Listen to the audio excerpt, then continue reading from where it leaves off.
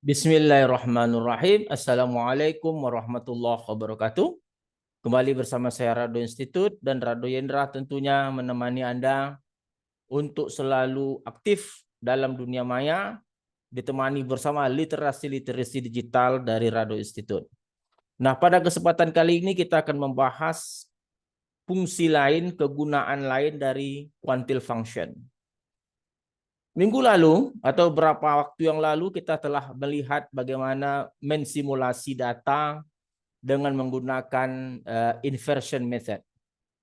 Kita berdasarkan dua buku yang kita gunakan, ternyata inversion method ini adalah mendapatkan quantile function.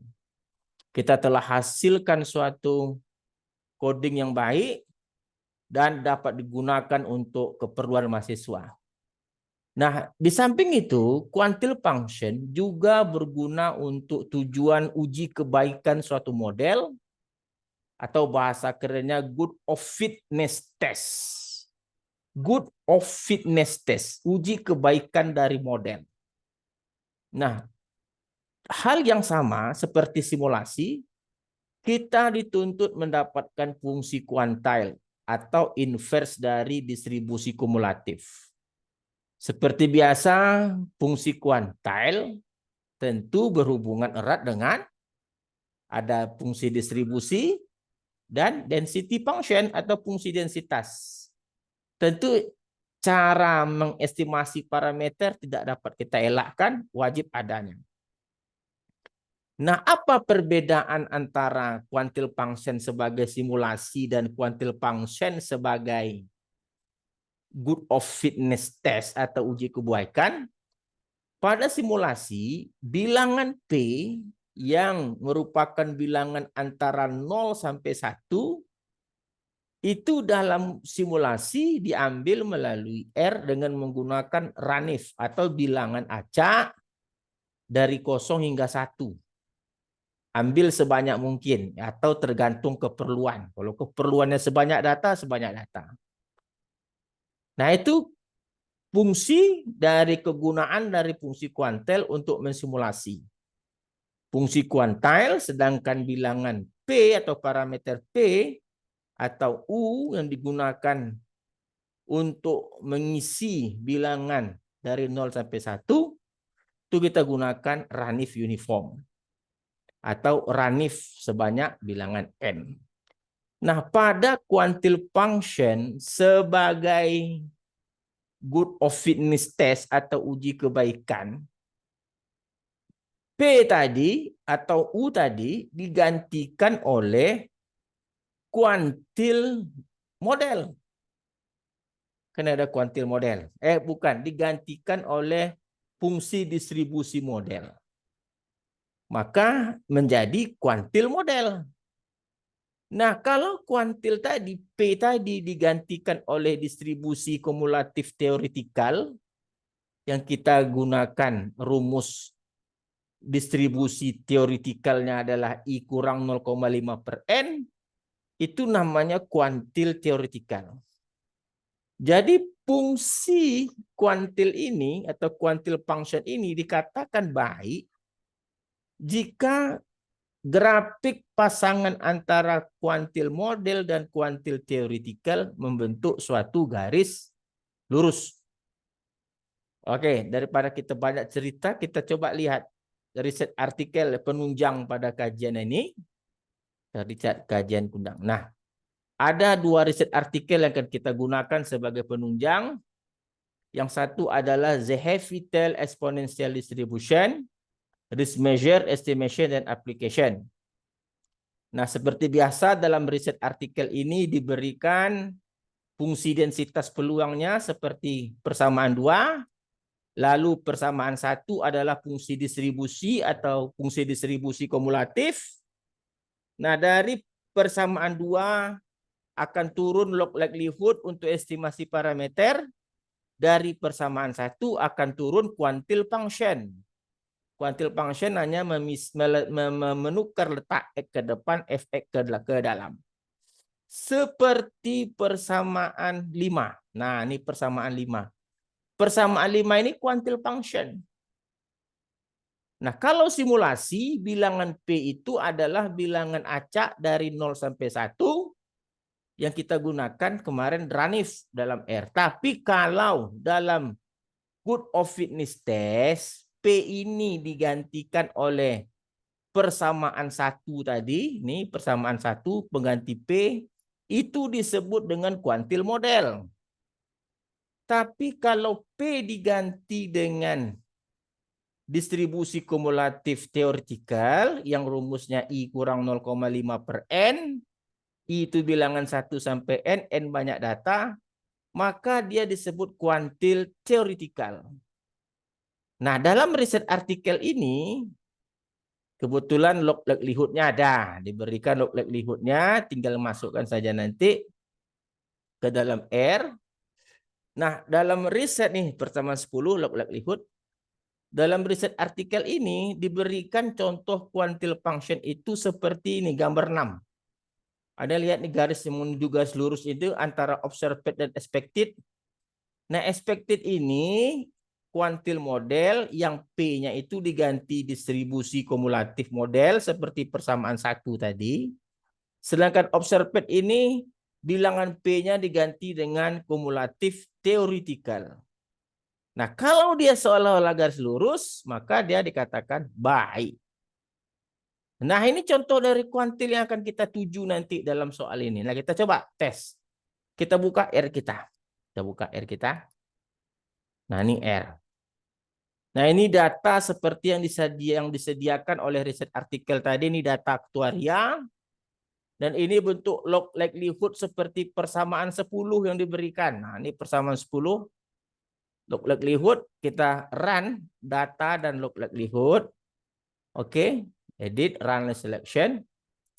Dan ini adalah optim untuk mengestimasi parameter. Kita run optim. Edit, run. Oke, kita lihat nilai optim kita. APXE kita jalan atau tidak? APXE.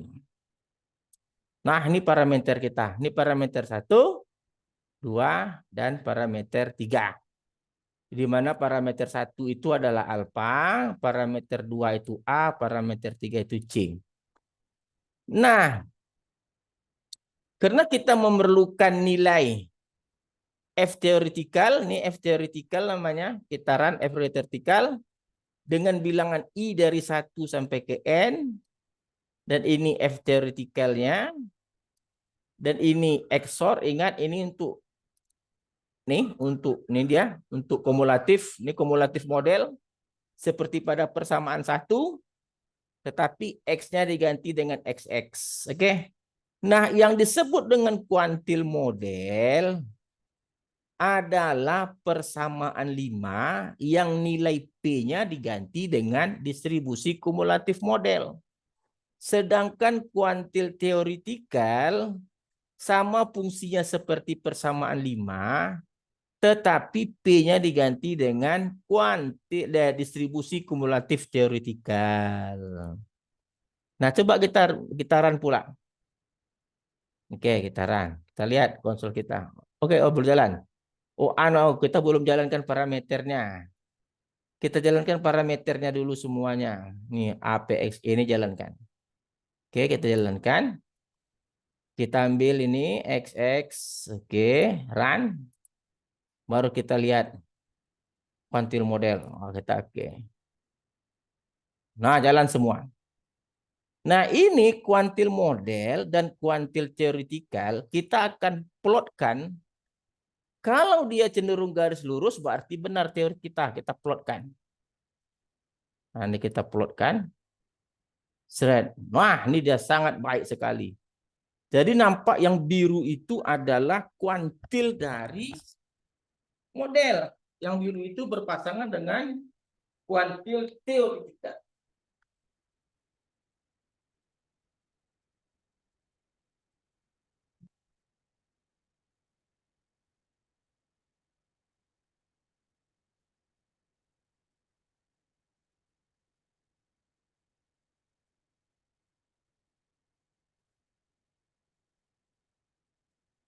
Nah, nampak dia cantik sekali kan? Oke, ini dia cantik sekali. Oke, kita coba lihat. Oke, mantap. Nah, kita telah melihat bagaimana kuantil model dan kuantil function itu mendekati garis lurus. Artinya bahwa parameter yang kita dapatkan itu baik dan baik digunakan untuk memodelkan data teori yang ada. Nah, selanjutnya kita coba untuk membahas riset artikel yang kedua. Riset artikel yang kedua kita coba. Oke, kita membahas riset kedua. Riset artikel yang kedua ini dengan nama Rayleigh-Lomax. Statistical Rayleigh-Lomax Distribution Application Survival Analysis. Dalam riset artikel ini juga diberikan persamaan tiganya itu adalah kumulatif distribusi atau distribusi fungsi kumulatif. Persamaan 4 ini persamaan densitas. Dari persamaan 4 ada log likelihood, dari persamaan 3 ada quantile function. Nah, dalam riset artikel ini diberikan juga bentuk quantile function-nya seperti persamaan 8. Nah, ini persamaan 8 quantile function. Nah, ingat U adalah bilangan di antara 0 sampai 1. Nah, kalau kuantil model, sekali lagi U diganti dengan kumulatif atau pada persamaan 3 tadi. Sedangkan untuk kuantil teoretikal, U ditukar kepada kumulatif teoretikal. Nah, dalam riset ini diberikan data juga. Sebelum data dalam riset artikel ini ada log likelihood seperti persamaan 31. Ini log likelihoodnya ada. Dan diberikan set data. Nah, ini set data ini kita gunakan untuk mensimulasi. Kita coba lihat R kita kembali untuk riset artikel yang kedua. Nah, ini artikel yang kedua. Nah, ini. Ini data set pada riset artikel. Nah, ini adalah log likelihood seperti persamaan 31 pada riset artikel tadi. Kita runkan log likelihood-nya. Kita panggil dengan optim untuk parameternya. Oke. Kita coba lihat parameternya MLRR. MLRR. Oke, jalan. Ini parameter 1, parameter 2, dan parameter ketiga. Parameter ini, parameter 1 namanya theta, parameter 2 lambda, 3 beta. Nah, seperti biasa kita buat I.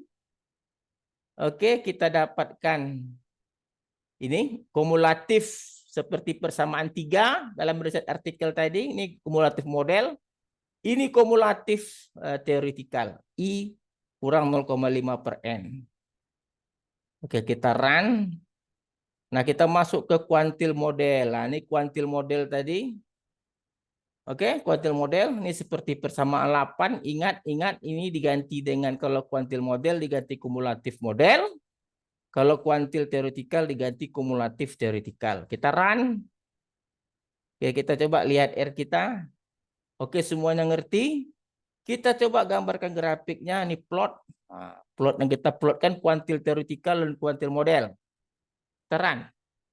Nah, ini dia. Nah, lihat sendiri di sini. Bahwa membentuk garis lurus sangat sempurna sekali. Bahwa kuantil-kuantil sebagai fungsinya untuk good of fitness test itu telah berhasil kita lakukan. Jadi kuantil function kalau sebelumnya sebagai simulasi, kalau sekarang sebagai good of fitness test, uji kebahagiaan model. Oke, saya rasa cukup dulu kajian kita pada pagi yang cerah ini. Jumpa lagi untuk sesi berikutnya. Assalamualaikum warahmatullahi wabarakatuh.